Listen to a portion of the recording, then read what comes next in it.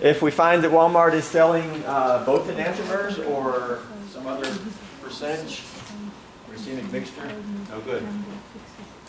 We can take a field trip to Walmart and let them know our results. We'll be going over pre-lab on Thursday, Friday. We'll be going over the calculations involving or dealing with optical activity. Please be looking ahead at that. We said there's any questions on Wednesday.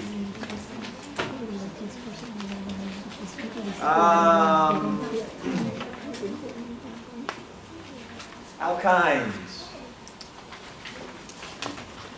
It's just like alkenes, but twice the fun. We have two handouts, one that you printed and one blue one, I believe. Some miscellaneous pages.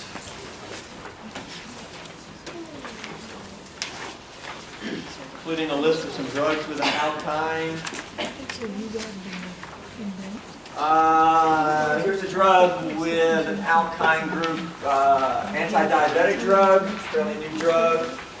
We've got the internal alkyne here. Of course, other functional groups like this primary amine, a lot of nitrogens. One chiral center is an RS. D or L, maybe you tried to answer that.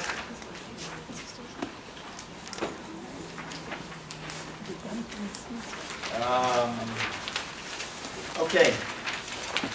Chemistry. We looked at nomenclature.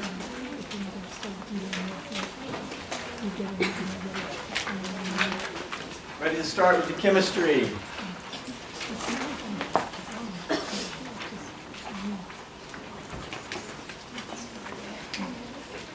All right, everybody good?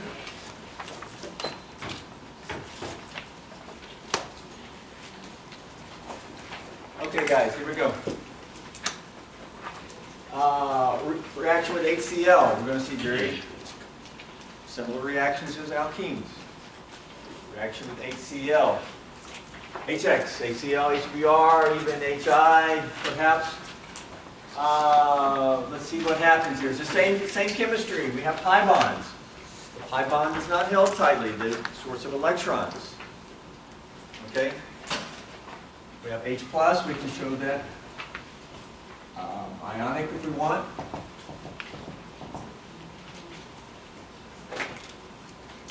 Pi bond can attack H+. Where are we going to leave cation? On left or right? Left. It's actually going to be on left, yes, because that would give boop, boop, boop. Now, one pi bond reacts. We're going to be left with one pi bond still there. It's still going to be an alkene. Boop, boop. And we're going to make cation on the left. That cation would be secondary, bonded to two different carbons. If we make cation on the right, it would only be primary. We'll make cation over here. So it's going to swing out this way, make new bond to H. There's also an existing H. I'll draw both of them in. The beginning one and the new one. And this here is a cation. No different than before, except we had two pi bonds. One pi bond remains, yeah? Cation here. Okay? Now, this is a funny looking cation. We've never seen a cation on a double bonded carbon. What's the hybridization of that carbon? sp2. How many electron regions around it? Is there an H here? No, there's no H there. Two regions, double bond region, single bond region. There's no H. Everything's shown. What's the hybridization? SP, linear. So you can understand hybridization. Anytime you should understand any hybridization that we ever see. I drew it linear. That's why it's still linear. How do we get the first product shown? Well, the Cl minus. These electrons then just attack cation, and that's going to give that product.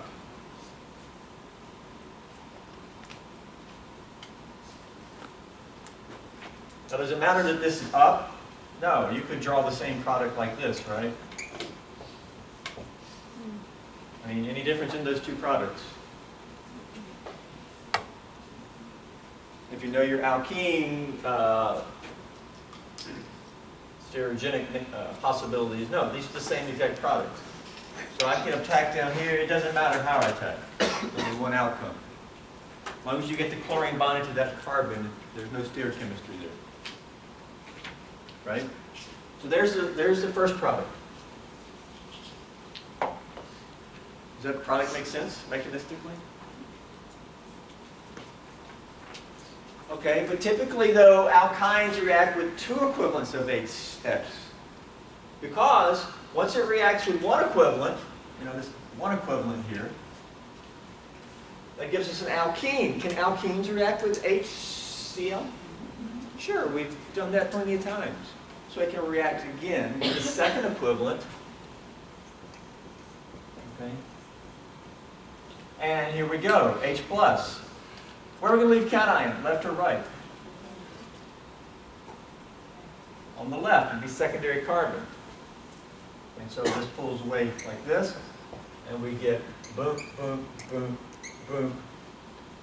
All right. New H on the end. It's actually a total of 3 there now. And a carbocation here. Hold on, where'd the chlorine go? The chlorine there. Cation there. Twice the fun, right? We're just doing it again. Put the cation in the right place. But there's something else going on here. Why we put the cation there? Yes, it's secondary. If we put it there, it would be primary. Secondary is better. But what about the chlorine? Does that help it or hurt it, or what? The chlorine plays a very important role here, and it brings up the idea of resonance. Okay, first off, what then attacks the cation? Here's the product I'm showing you. You get a geminal dihalide, geminal meaning twins, on the same carbon. You see how you get that? What's the next step? Chlorine attacks. The chlorine comes in and attacks the cation. That'd be the product shown. There's really not a lot of new mechanistic stuff here. But we need to talk about this first. This chlorine here has lone pairs. What about it sort of attacking the cation? Now this is not on our next door and make a ring. What we're going to do is, these electrons can move in. And what would that arrow movement give? No, it's not a ring. If the chlorine was here, we'd make a ring. Boom, boom, boom. Halide shift or something like that? This is going to give boom, boom, boom, boom. 3 H's here. What do we now have to the chlorine? Double bond. This means it's moving in to make another bond. How many lone pairs left on the chlorine? Just 2. What's the charge now? Chlorine is positive. What's the charge of the carbon? Neutral, 4 bonds.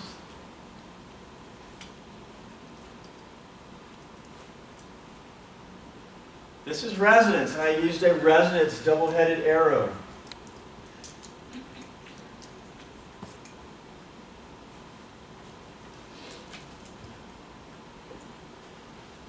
This is not really a new compound. This is the same compound on the board.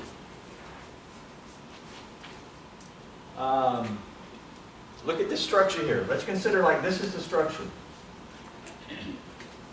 If you've got a chlorine with lone pairs sitting next to a cation, are these lone pairs going to be attracted to the cation? Well, based on physics, electrons are negative. This is a positive attraction. And so the electrons are going to want to kind of move in there. All right? I'm a chlorine, you're a cation. I have some lone pairs, you're positive. What is my lone pair going to be doing? Ooh, I kind of like you, Coulombic attraction. All right? well, how much do I like the cation? Do I like it so much that I'm like, well, let's bond, and okay. If we do that, we went over there to the far structure, completely bonded. But if I completely bond, then I'm like, well, but I like lone pairs. I like to be neutral. Chlorine likes to be neutral. Does chlorine like to be positive? Chlorine's very electronegative. So it's like, but hold on. I don't like being positive. And so you got this, well, is it a bond or is it not? Well, how about like this? Why don't we just pinky bond? Because I don't want to fully bond, because I'm a little bit greedy. If we pinky bond, we got a bond and maybe a half. Well, that's really what's going on here. There's really sort of a bond and a half in here. This is the way we show it, though. We show precise resonance structures. Because the bond and a half gets a little bit hard to show. But we do say the resonance structures, it's really a hybrid. The true structure is in between.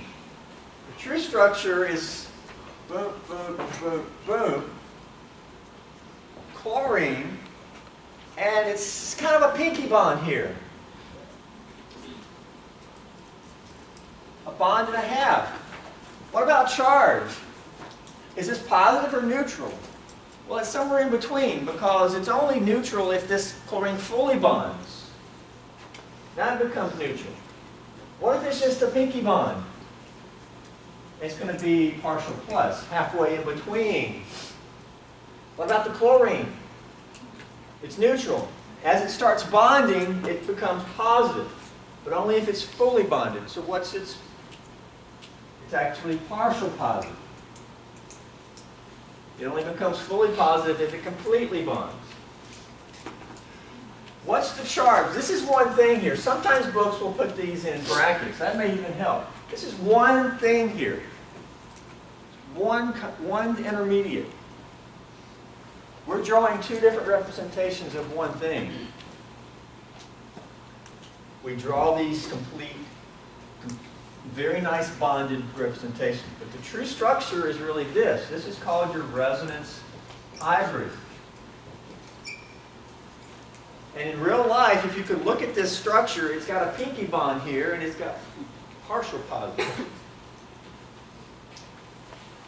But believe me, if we do a lot of this partial bonding, our structures will get kind of confusing. So we show it like this. This is what we do in organic chemistry.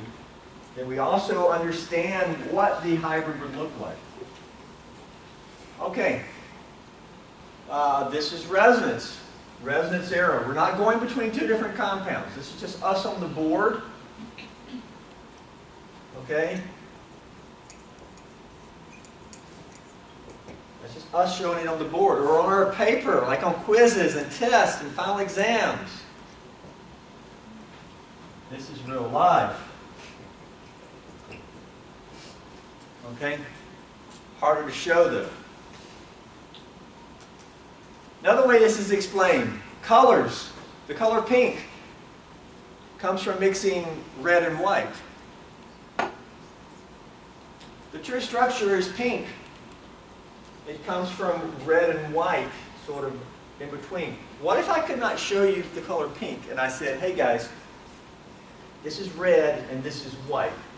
The true color is kind of a in between red and white. Can you envision this?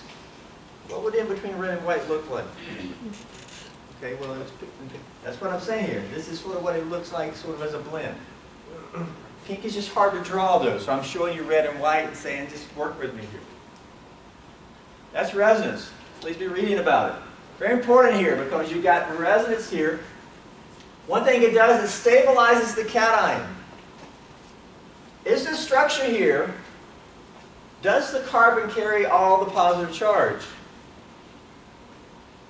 Now, remember, the true structure is really this.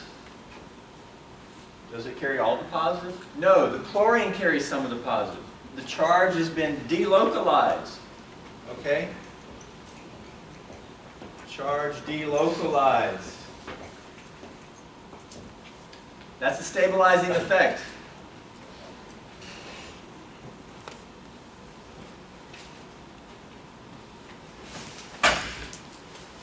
and spread the, essentially the energy or whatever, this destabilization out is better.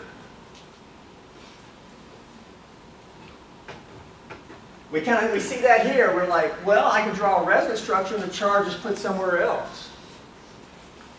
That means if we do a blend, the charge is going to be spread out. As we move forward, we'll look at our resonance structures. These are actually fake. I'll call them fake structures. The true structure is that. These are just easier to work with. Which of the fake structures is the better one, though? This was actually better. Why? Call it major. And minor resonance structure. Major resonance structure. Why is the one on the right better? That is, if you had to choose one, which one do you like better in terms of stability? This one because we have more bonds.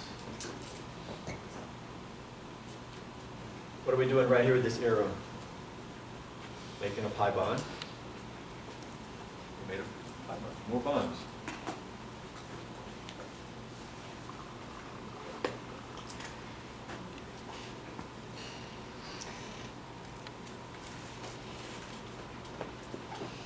Resonance is a very important structural feature, and it's actually often more important than saying the cation is secondary.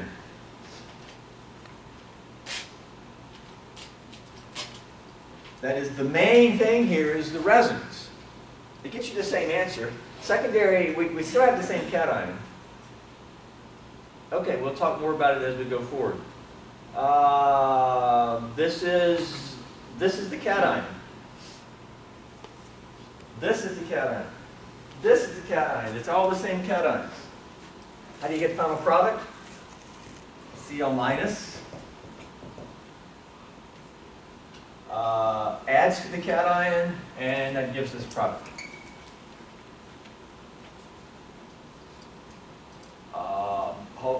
Well, is this adding to the cation or is that? Well, guess what? This didn't happen in real life. In real life, we have this. This is what the Cl minus adds to. And it pushes that pinky bond back off. But no book is ever going to work with the hybrid. They're going to work with these structures because they're more common. Okay?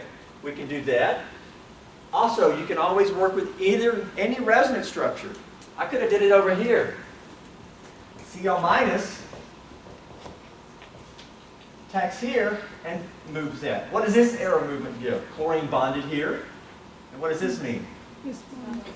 These electrons moving back is the third long pair. Either one gives this. You can always work with any resonance structure.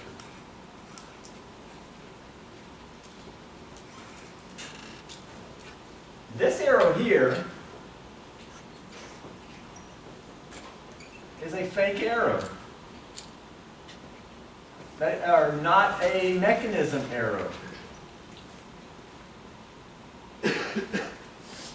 That is not a mechanism arrow. That is a resonance. That's us doing it on the board arrow. Going from here to here. Okay. Question.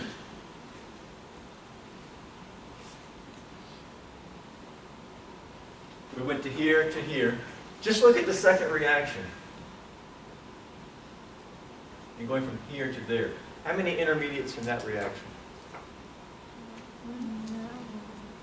How many intermediates in going from here to here? One. Question. Does it matter that on the final product the two chlorines are next to each other? What do you mean they're next to each other? That is the outcome. It's a geminal dihalide. They're on the same carbon. Even though you have the chlorine going in between two carbons over there, but then in the product they're beside each other?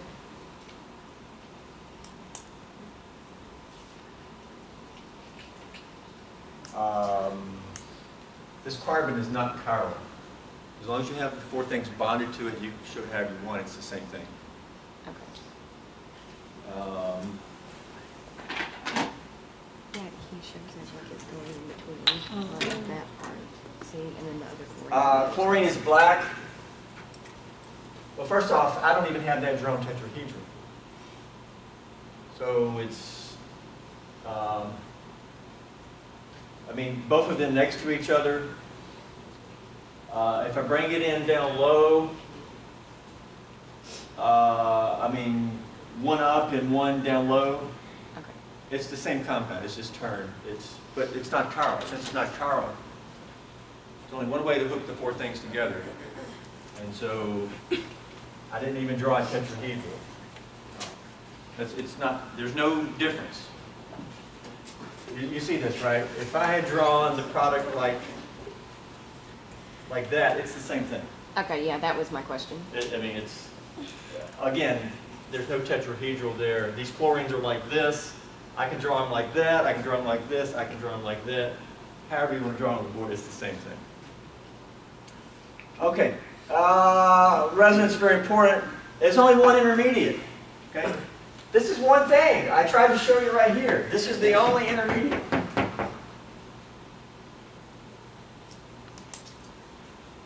Okay.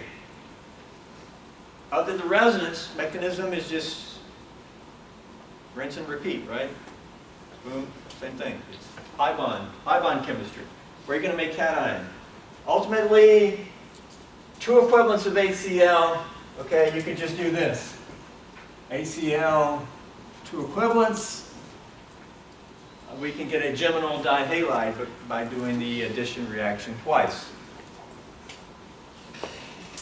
Down below, this is called a vinyl cation.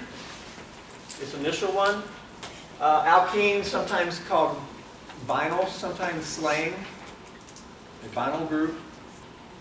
The cation is on the alkene or vinyl group.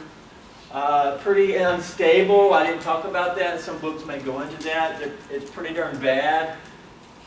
Some books may show a kind of a little bit different mechanism here. I'm not going to get into anything differently. Okay, I'm showing it very conventional, just like alkene chemistry. But some chemists prefer never to show such. It's actually a pretty bad cation. What is SP? Meaning it has more S character.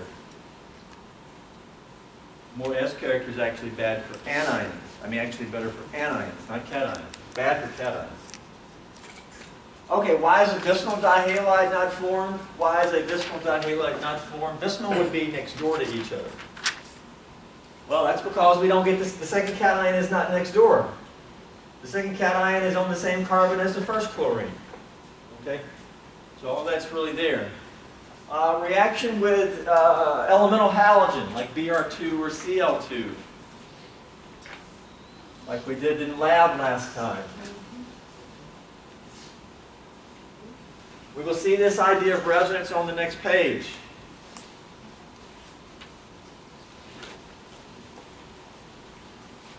And as we go forward, we'll see resonance more and more.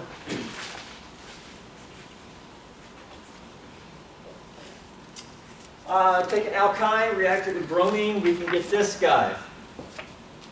Bromine on each carbon. And the bromines are going to be trans to each other. The product will be E, not Z. And so the high priority groups are opposite.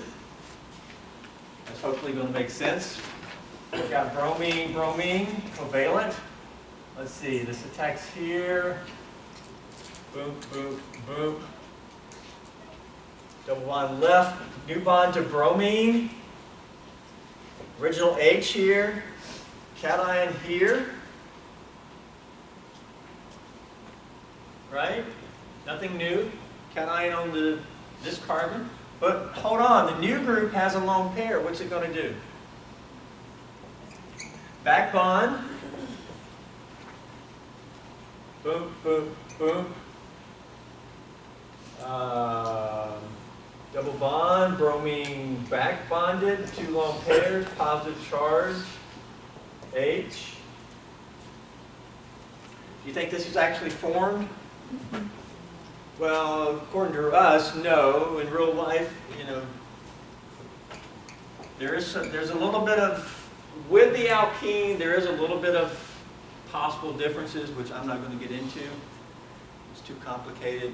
I'm keeping it just like if it was pi bond chemistry. We've been back bonding NAF. We get this. The bromide that was formed originally then comes in, and where's it going to attack? Left or right? Well, the answer is the same place the cation would be, because this pool is correct. More partial plus here, correct. This comes in, but how does it come in? If this bond is up, this bond comes in down, and so we get boom, boom. Well, I want to draw the bromine down. It's going to push the other group up. And when that gets kicked off, that is like this. And there's an H there, right? So that's how these two groups end up trans. Now we have a double bond, so this is fixed.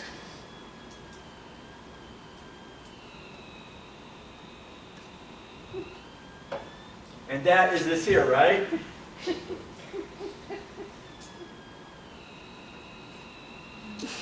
Aliens.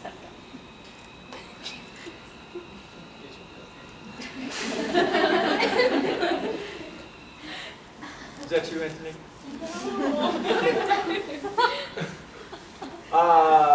That there is the same as this, right? It's just flipped over. If you don't believe me, name it, including stereochemistry. It's the same exact name and stereochemistry. It's just flipped over. Thumb up, thumb down, same thing. There we go. Why are the bromines opposite? Well, right here in your mechanism, it's because it came in backside on this bromonium, which, by the way, again, this is a very ugly bromonium with the double bond. Some books will tell you we're going to do it a different way. I'm telling you we're going to do it here because we want to reinforce basic stuff. Here we go. All right, that's your first product. But guess what? It's an alkene. Can alkenes react with bromine? Yes, you did it 2 weeks ago in lab. Alkenes will react with bromine, even if the bromines are already there. Now, we could go through this mechanism again, but what are we going to get? We get rid of the pi bond. We had another bromine there and another bromine here, right? The bromine comes again across the pi bond. You know the mechanism. But then that's this. So you can do the next step, and it's just reacting the alkene again with bromine, right? And that's how you get another bromine on each carbon. It was just twice the fun. Now this product has no stereochemistry. Neither carbon is chiral. There's no stereochemistry. As long as you have it connected, forget about it. This intermediate, though, this neutral intermediate, did have stereochemistry. That's why we can say it, if we consider it, it would be E and not Z.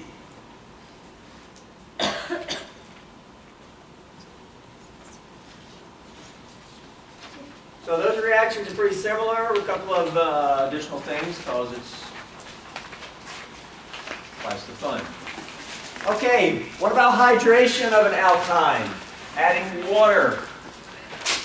We know we can hydrate an alkene. What about an alkyne? Yes.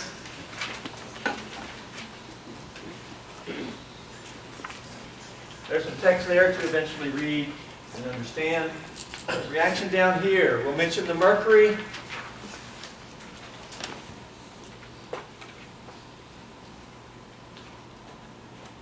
But let's just look at the aqueous acid. All right, you hydrated norbornene with aqueous acid. Let's hydrate this alkyne with aqueous acid. Let's see what we get, then we'll talk about it as we go. Forget about this mercury for right now. H plus in water, right? I bond attacks. Where are we going to leave cation? Right or left? Now I have two H's on the end, cation there. Secondary cation. Can anything over here back bond or anything? No, this is a real cation. There's nothing else. We can't show any back bonding or anything. Again, it's a vinyl cation, which some people don't like. All right, what can attack the cation? Water. All right, water. These electrons attack cation. That's going to give two H's on the end. We have what? Was that a propyl group? And the oxygen with two H's.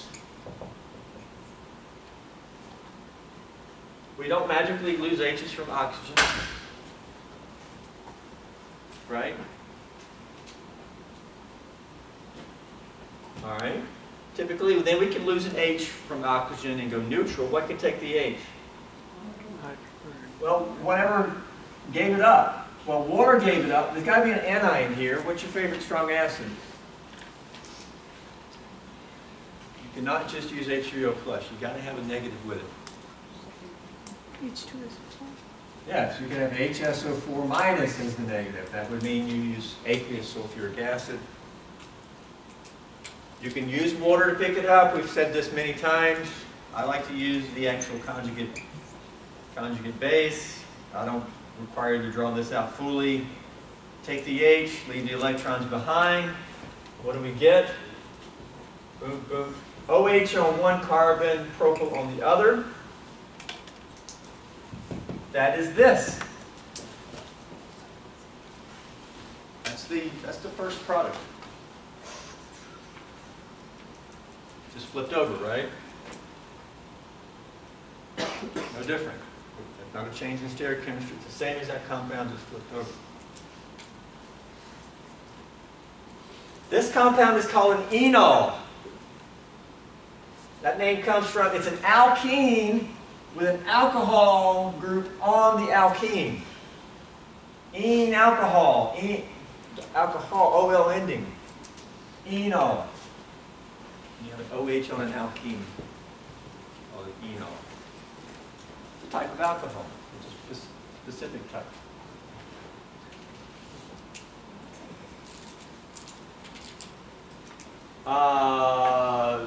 That's also what a donkey says. You ever heard a donkey? Out on the farm. That sounds like a donkey. Okay, that's a donkey. Enols are not stable. This product not stable. It will rearrange. The rearrangement process is called tautomerization. This guy will rearrange to that guy. That's actually a ketone, right? It's a carbonyl compound. Precisely, it's a ketone. That's just a rearrangement. Same formula. Same formula. That actually, here, we're not going to hydrate again. The previous page, we did HX twice. We did Br2 twice. When you hydrate, you only hydrate once. Sorry, it's not twice the fun. But it's just as fun because instead of hydrating twice, we do a rearrangement called tautomerization. And that actually gives a carbonyl compound. Let's do it. The brackets typically means that this is not isolated. But it's not resonance, right? Right, that's what I'm just thinking. I put brackets around resonance before. Some books may do that. Don't get confused. I mean, the resonance is not isolated either. Right. You know, some books put brackets around everything in the mechanism. And the only thing that doesn't have brackets is something that you can isolate. But what it means here is you cannot like make enol and then do it. It won't last. As soon as it's formed, it's gone. What's the mechanism in going from here to here, though? You already know this mechanism. Let's do it. You already know it. First off, what are the reagents? The reagents are the same. This is all in the same reaction pipe. You still have H3O+. This is all in the same reaction. Okay.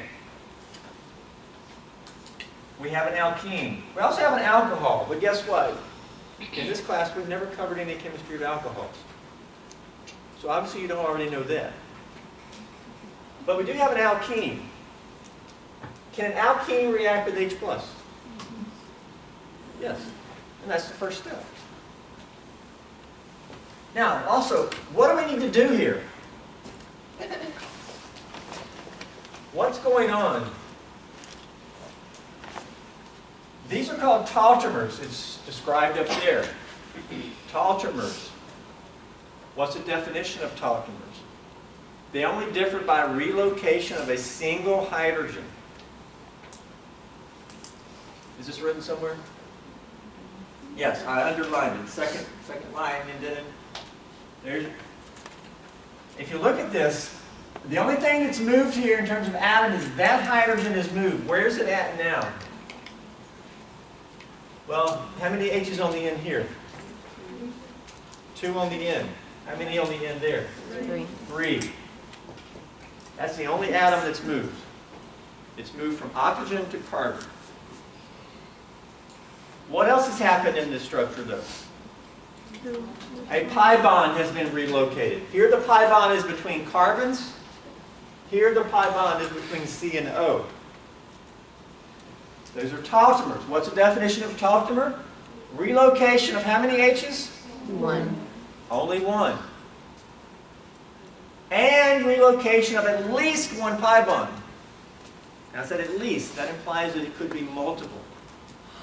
In this example, only 1 pi bond relocated. You could see maybe 3 relocated. But only 1 H. These are tautomers. What's the mechanism? The first step is, like I said, alkene react with H+. Where are we going to leave cation when this alkene attacks? Right or left? On the left. So this pulls away and we get boom, boom, boom, boom. OH, cation here. Where's the new H at that we just added? On the end? Thankfully, because that's where we need a new H. Nice. You already knew that step, right? All right, what's the next step you want to do? We have a lone pair next door. Cation with a lone pair next door. What is a lone pair going to want to do? Maybe we could consider doing some resonance. What is that going to look like? New H is there. We now have double bond. We don't just lose atoms, we just, one step at a time, one lone pair left, positive charge there. Those are resonance structures. Because all we did is move pi electrons. That was discussed on the previous resonance arrow. Are we getting closer to product? Because what does resonance give us? Pi bond here. What do we need to do? All of a sudden we're there. What do we need to do to get the final product? Lose the H. Can we lose it from this resonance structure? Sure, you can work from any resonance structure.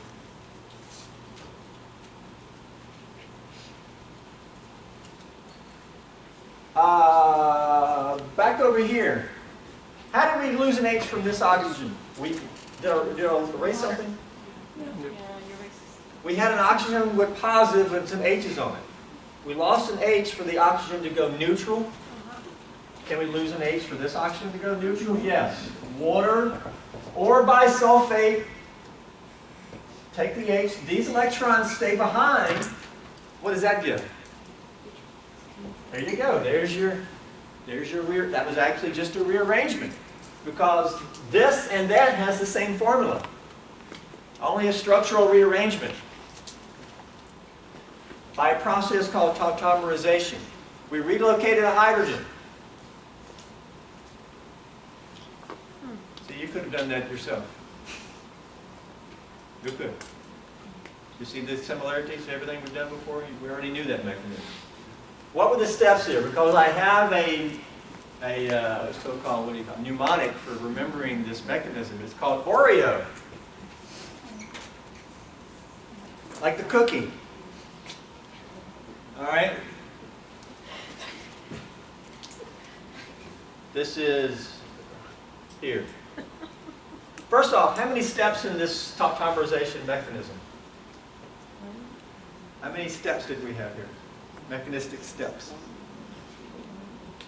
How many mechanistic steps right there? 2. Who says 3? I did this, I did this, I did that. That's 3. No. Why do you say only 2?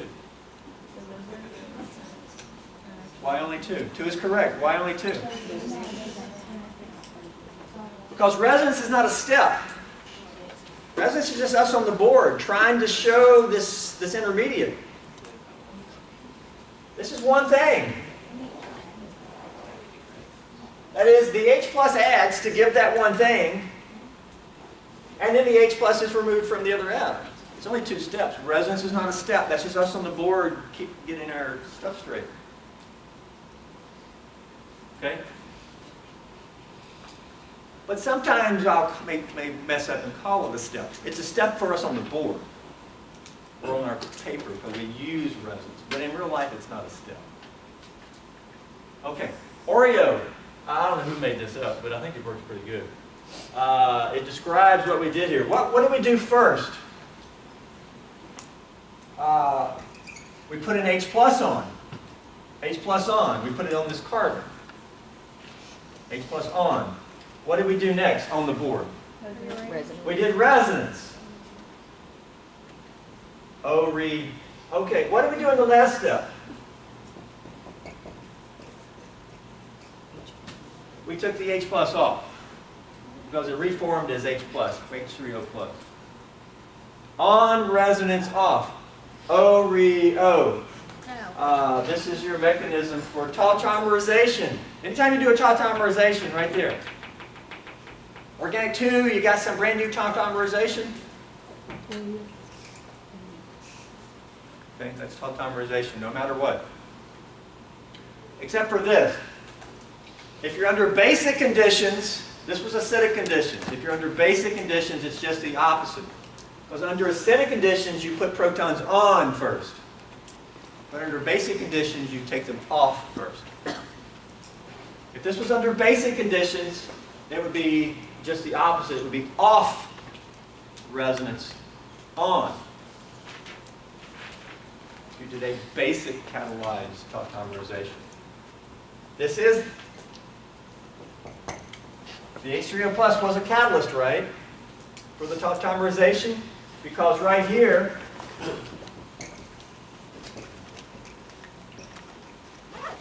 didn't we reform it right there? Mm-hmm. Yeah. It was an acid catalyzed tautomerization. Okay, guys, there's a couple of things below. We need to look a little bit more at the idea of tautomers, recognizing tautomers, etc. And let's see what's on the next page.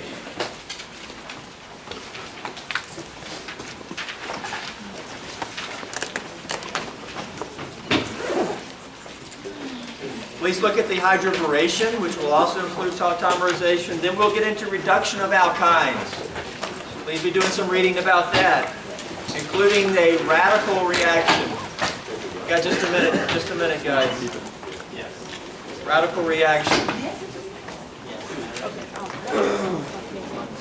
Please be looking ahead. Let's see what we're doing.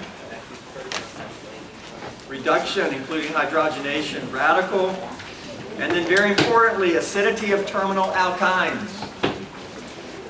Okay? This will be the end of new material before the test. Okay? But still a good amount to go here. Please be looking ahead. Have a good week, guys.